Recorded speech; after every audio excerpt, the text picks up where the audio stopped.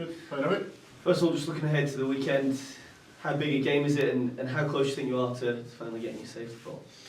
Well, we're close obviously. The last couple of games have been pleasing. I think 3 clean sheets, 3 2-0 wins out of the last 4 games has helped us. I think we need another point obviously to go over the line, but we're fully aware that the job isn't done yet and we've still got a bit of work to do, and the sooner we pick up the points that are required, then the easier it is for everybody in terms of the end of the season and the run-in. But we've put ourselves in this position in the bottom 6, and like I say, the last couple of results have been pleasing, and if we can pick up another one Saturday, it'll help definitely. Is that what you and the management team are saying to the players? Let's get this over the line as soon as possible. Yeah, definitely. I think the quicker you pick up the wins and get away from that bottom of the league, the playoff spot, the better for everybody, and it takes away a wee bit of pressure. Obviously, the longer it goes, the more pressure's heaped on you, so the sooner we can get the job done, the better, definitely.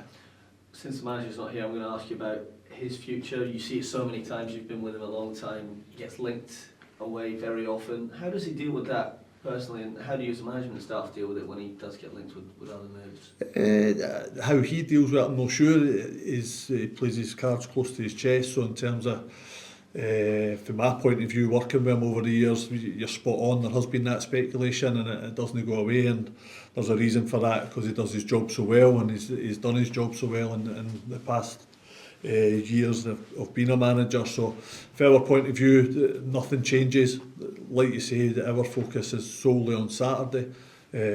Speculation comes and it goes, and we just need to knuckle down to what we're doing, and for us that is preparing a team for Saturday and hopefully picking up 3 points. How big has Derek been to everything that's been building here at Kilmarnock?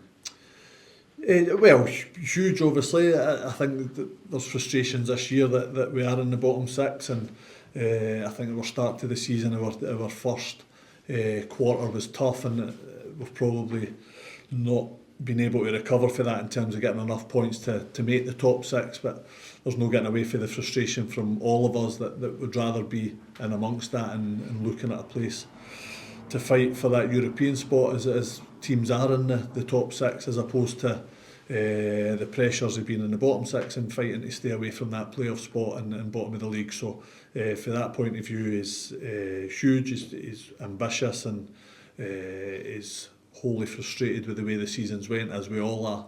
But in terms of his worth to the club, is in my opinion, and I'm obviously biased, is huge. No surprise that he's in the conversation when it comes to the Hearts job? No, I'm certainly not surprised. I mean, like I say, it is speculation. I just read what's printed for yourselves and take what comes from that. But no, that absolutely no surprise whatsoever. I think the job he done up in Aberdeen and clubs similar stature, I'd say Aberdeen and Hearts, it doesn't surprise me that he's linked to it again, not at all. Yeah. How do you view these final few games? Obviously, a bit about on Dundee, it's kind of, you know, at that stage it gets close to last chance saloon for them. Yeah, I think everybody's in the same boat really. I think when we went into the bottom 6, the threat of relegation and that playoff spot is there for the 6 teams. I think Motherwell obviously are okay with their win, Hearts at the win at the weekend are okay, so it's probably the 4 L's at the minute that potentially can still be dragged into the relegation fight. So I think we're quite an experienced staff. A couple of seasons ago we went through it as well, in terms of being in the bottom 6 and fighting to stay in the league. So from our point of view, we've been through that and had that, so hopefully that helps us going into the last 3 games. But certainly the 2 previous alleviate a bit pressure, but there's still that chance that you can get pulled in, and I know at the risk of repeating myself, the quicker we get that point, the better for us.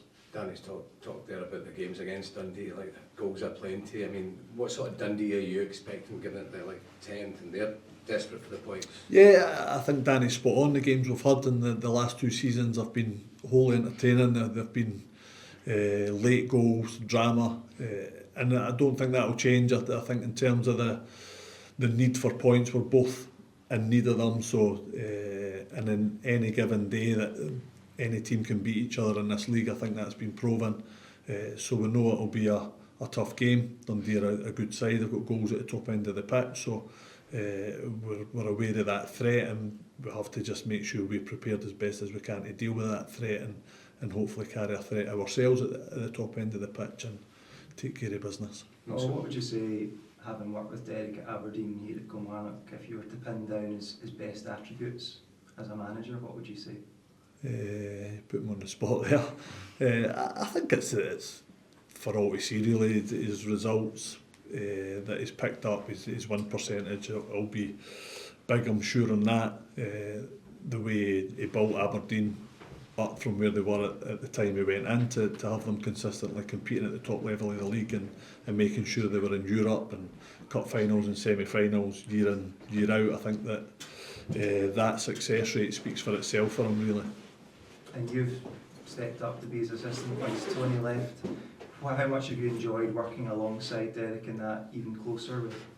I think I've been fortunate that we've worked closely previously as well with Doc. Obviously the 3 years I've worked closely, Archie's came in, Craig Clark's came in, so as a staff we're pretty tight. I mean, I know I've got the title of assistant, but there's nothing between us really. We've all got our roles. Myself, Archie and Clarkie, we're pretty close in terms of how we work, and I think the manager likes it that way. He knows we're all working and we're all aiming to get the same success for the club, and we're all as frustrated as the manager is that we've not been slightly better this season, unfortunately. And you said that Derek plays his cards close to his chest, but given that you've been with him at Aberdeen and you've been with him here, a potential move for him could potentially be a move for you as well. So I imagine at some point you guys will be having a little bit of discussion if he does have news to share. Well, I'm sure he will, and whether that entails me or any of the other staff or not, I don't know. I honestly don't know on that, and we'd cross that bridge when it came to it. But I think I've been in this position before, and that's the manager's business, and it's up to him how he does that business. So we'll cross that bridge if it ever has to be crossed. If it did have to be crossed, what would the loss be to Kilmarnock, do you think, to have to replace him?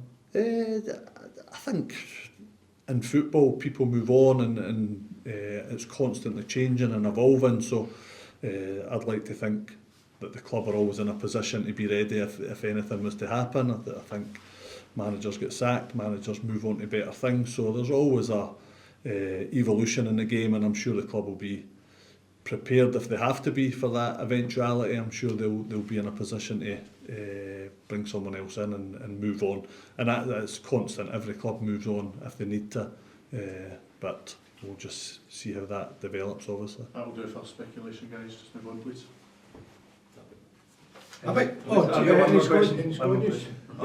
Squad news, Kyle McInnes is back training Friday, which is a bonus. We want to show they've got Kyle back. Joe Wright and Brad Lyons are close. They're involved back training, so Saturday could be a possibility, probably 50-50 with they two. So in terms of injuries, it's a bit more positive than it has been.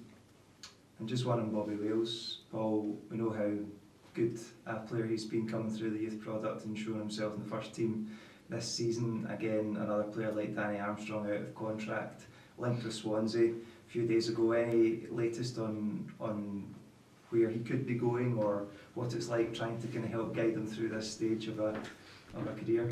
No certain, but I think Bobby's probably earned the opportunity to move on. He's done excellent, both him and Davey as young players. I think I've started 50% of the games this season.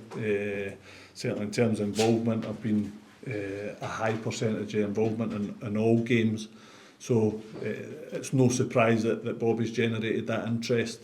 Likewise, I'm sure if Davey continues to do as well as he's doing, he'll generate interest. It's just given that young Scottish talent seem to be snapped up when they're doing well, and that's credit to them, how well they've done to allow them that opportunity.